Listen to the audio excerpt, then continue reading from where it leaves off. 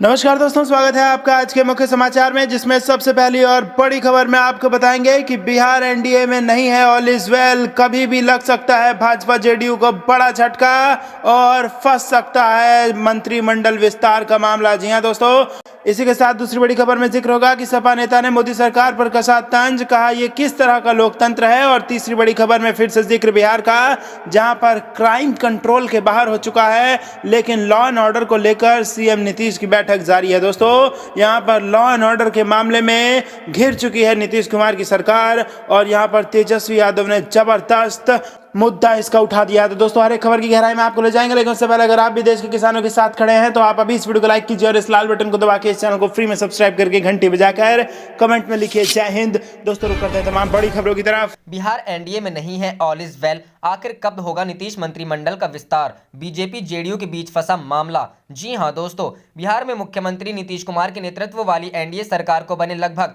एक महीना होने जा रहा है, लेकिन अभी तक मंत्रिमंडल विस्तार नहीं होने से राजनीतिक गलियारे में सवाल उठने लगे हैं। अटकलें लगाई जा रही हैं कि मंत्रिमंडल विस्तार को लेकर एनडीए के दोनों प्रमुख घटक दल जेडीयू और भाजपा के बीच अभी विभागों को लेकर तालमेल नहीं बन पा रहा है। कुछ लोगों का यह भी कहना है कि जेडीयू मंत्रिमंडल विस्तार को लेकर खुद रुचि नहीं दिखा रहा है। वजह साफ है कि यदि कैबिनेट विस्तार होगा तो जेडीयू के मुकाबले भाजपा के अधिक विधायक मंत्री बनेंगे। मंत्री नहीं बनने वाले विधायकों की नाराजगी जेडीयू मोल नहीं लेना चाहता है। ऐसे जेडीयू चाहता है कि मंत्रिमंडल का विस्तार जितने देर टल सकता है टले। मौजूदा विधानसभा में भाजपा के पास 74 और जेडीयू के पास 43 विधायक है। जानकारों की माने तो जेडीयू और भाजपा दोनों पार्टियों से शामिल होने वाले नए मंत्रियों की संख्या पर भी सर्वसम्मति नहीं बन पा रही है। राष्ट्रीय पार्टी को कैबिनेट में अधिक हिस्सेदारी मिलना तय है। अधिकतम 36 मंत्रियों में से जेडीयू के कोटे से 14 तो भाजपा से 18 से 20 विधायकों को मंत्री बनाया जा सकता है। उप मुख्यमंत्री तारकिशोर प्रसाद, अशोक चौधरी जैसे वरिष्ठ मंत्रियों के पास 5-5 मंत्रालयों का भार है।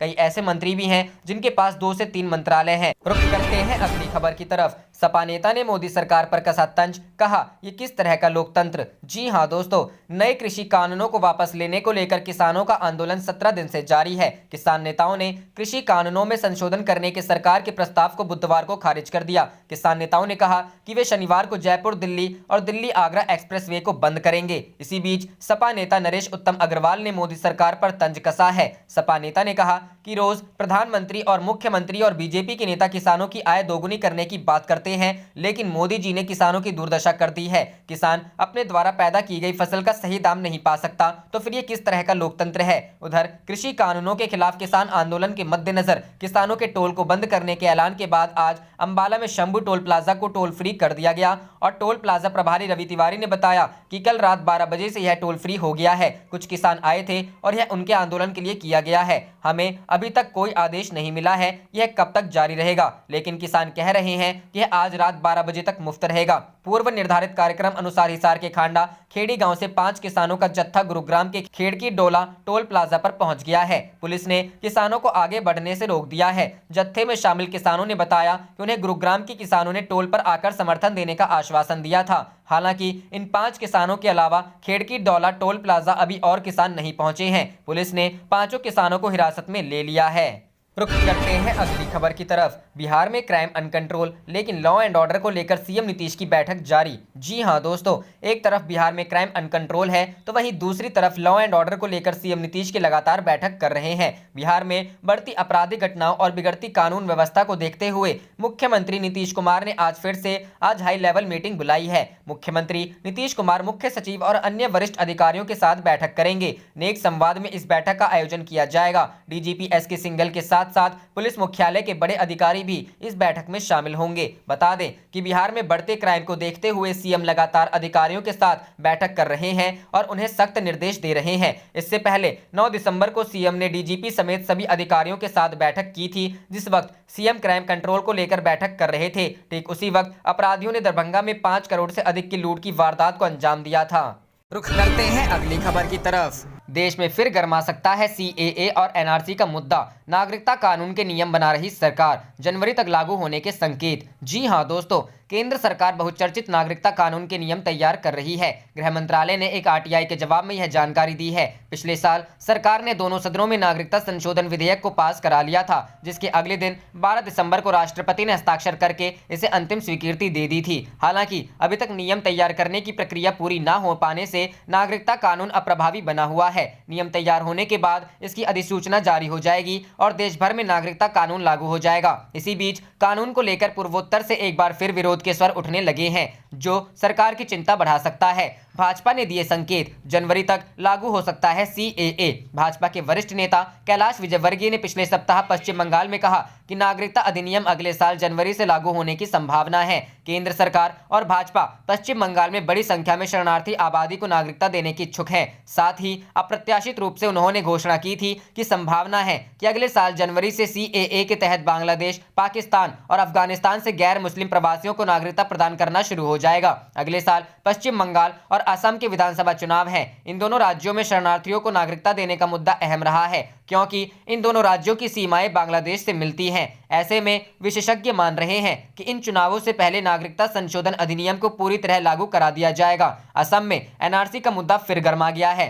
दरअसल असम में पिछले साल राष्ट्रीय नागरिकता रजिस्टर या एनआरसी की सूची प्रकाशित की गई थी, जिसमें 19 लाख से अधिक लोगों को बाहर कर दिया गया। ये ऐसे लोग हैं जो अपनी नागरिकता साबित नहीं कर पाए। अब इस सूची को असम सरकार ने अंतिम सूची के बजाय सप्लीमेंट्री सूची बताया है। हाल में एक याचिका की सुनवाई के जवाब में असम सरकार ने गुवाहाटी उच्च न्यायालय को जानकारी दी कि पिछले साल प्रकाशित हुए एनआरसी सूची एक सप्लीमेंट्री लिस्ट थी और एनआरसी की अंतिम सूची आना बाकी है। स्टेट समन्वयक की ओर से अदालत को बताया गया कि 31 अगस्त 2019 को छपी सूची में 10,000 नाम फर्जी तरीके से हटा अथवा जोड़ दिए गए। इस सूची से 4800 से अधिक अयोग्य नामों को हटाया जाएगा।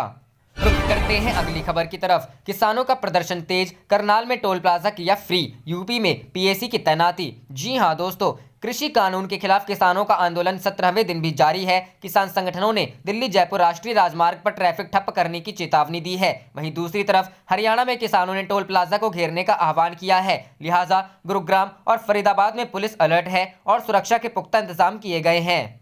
रुख करते हैं अगली खबर की तरफ। बिहार में कानून व्यवस्था पर कांग्रेस ने उठाई सवाल, कहा अपराध दर में वृद्धि सरकार की बड़ी विफलता। जी हां दोस्तों, बिहार में नीतीश कुमार के नेतृत्व वाली सरकार पर निशाना साधते हुए राज्य कांग्रेस एमएलसी प्रेमचंद्र मिश्रा ने गुरुवार को कहा कि राज्य में बढ़ती अपराध दर सत्तारूढ़ सरकार की विफलता दिखाती है। मिश्रा ने कहा कि राज्य में कानून व्यवस्था की स्थिति में सुधार के लिए एक पूर्णकालिक गृह मंत्री होना चाहिए। वर्तमान में नीतीश कुमार ने अपने पास राज्य के गृह मंत्रालय का प्रभार रखा है। बुधवार को मुख्यमंत्री ने दरभंगा जिले में एक दुकान से बंदूक की नोक पर करोड़ों रुपए के सोने के गहने लूटे जाने के बाद शीर्ष पुलिस और सिविल एडमिनिस्ट्रेशन के अधिकारियों के साथ मैराथन बैठक की थी। मिश्रा ने कहा, सीएम अपने स्वयं के कार्यक्रम में व्यस्त है और इस वजह से वह राज्य में कानून और व्यवस्था की स्थिति में सुधार के लिए समय नहीं दे पा रहे हैं। अपराध के मामलों में वृद्धि नीतीश सरकार की एक बड़ी विफलता है। पुलिस हालात को नियंत्रित करने में विफल रही है। उन्होंने कहा, पिछले 15 दिनों में राज्य में अपराध के ग्राफ में जबरदस्त वृद्धि देखी गई है, जिसमें दुष्कर्म, हत्या और डकैती शामिल है। ऐसा लगता है